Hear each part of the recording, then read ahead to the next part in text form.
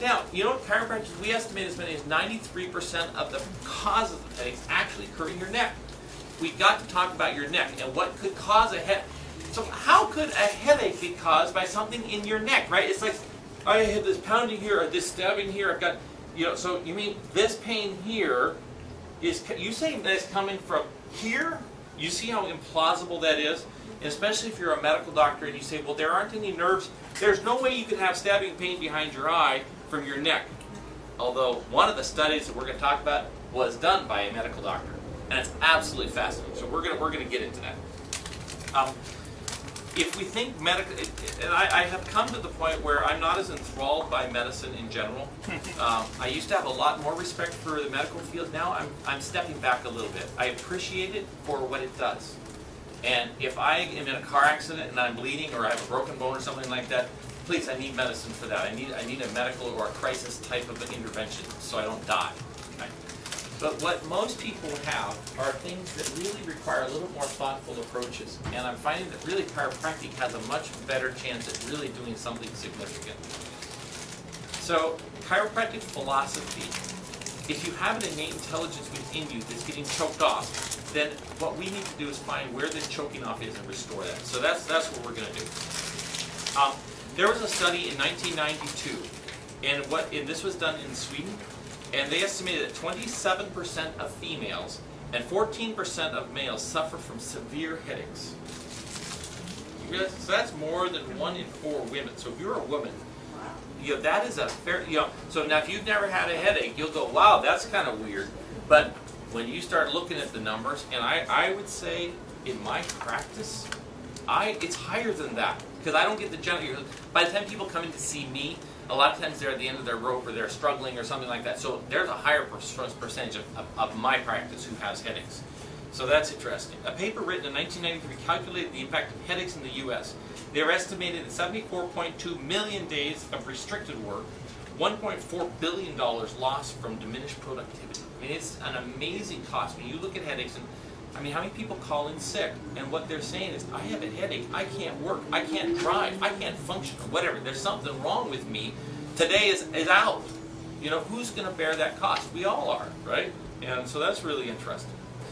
Consumer Reports did an interesting study years ago, and what they did is, when they asked patients about their level of satisfaction or dissatisfaction with the medical care they've received, you know what was the highest condition, the condition that they were most dissatisfied with? It was headaches. Over 25% of all patients were dissatisfied. This is not just ambivalent. They were not happy with the care they had received. In fact, the study in 1993 by Dr. Eisenberg in the New England Journal of Medicine found that 27% of all headache sufferers sought alternative care for these headaches, and that chiropractors were consulted more than any other type of provider. This is the same medical doctor who determined that for the first time in history, more patients chose to see alternative healthcare providers, of which chiropractors make up the largest proportion of the medical doctors. Do you realize what has happened? A shift is starting to occur. You guys are all part of this. This room is full, right?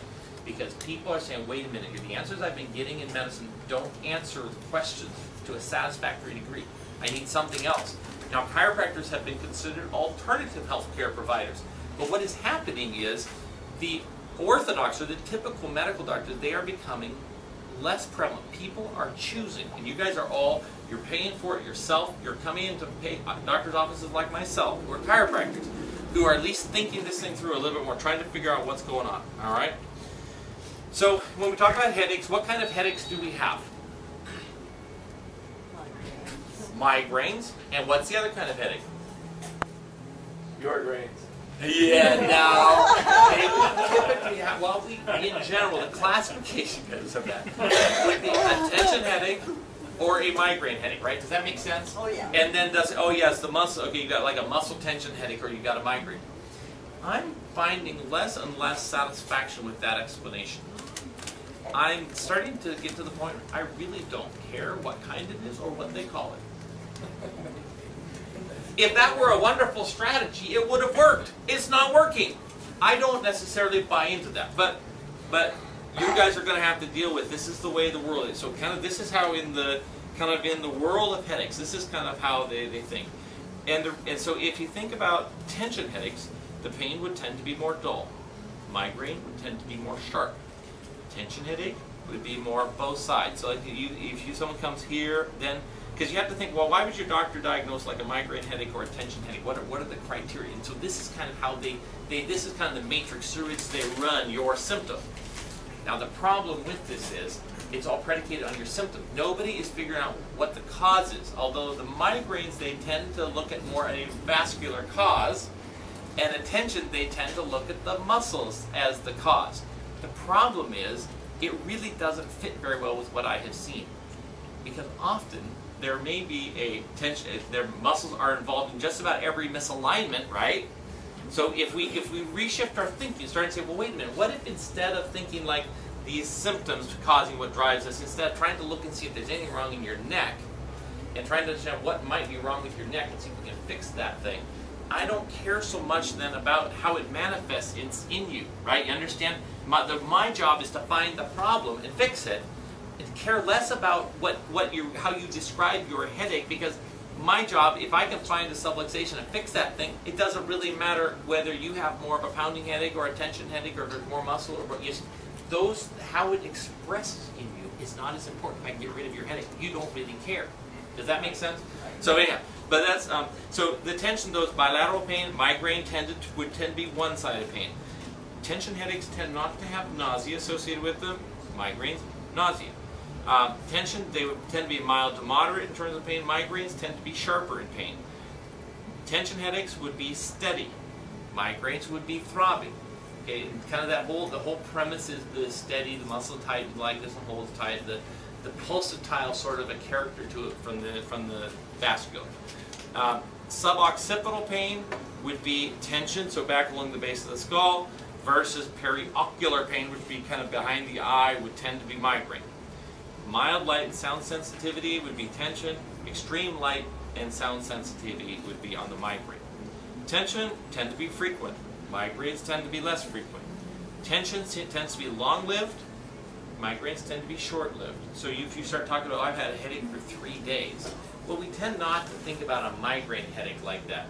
A migraine would be, I had to spend 3 hours in a dark room sort of thing, but then it passed and I was better. You know, those sorts of things. All right. If you're able to exercise with a headache, you would tend to be classified into the tension headache.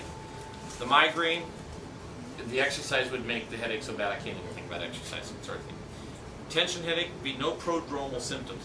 That means there's no sense that a headache is imminent or going to be coming on, whereas with a migraine, sometimes you'll have a sense that you're going to be getting a headache and it's coming anytime, and that's why the Imatrax and some of these things that you can do to do it. Tension, you would be a live with it headache. That means you can put up with it and still function and still drive your car, go to work. You don't feel good because you got a headache and you don't want to do anything because you don't like that. But a migraine often is disabling, where you can't do what you wanted. You're not going where you had planned to go because the headache's too bad. All right. So I want to suggest that we use a different word, and that word is cervicogenic. That means genesis, or coming from, the cervical spine. And what that does is it gets to the actual where the cause of the problem is all stemming from. All right. So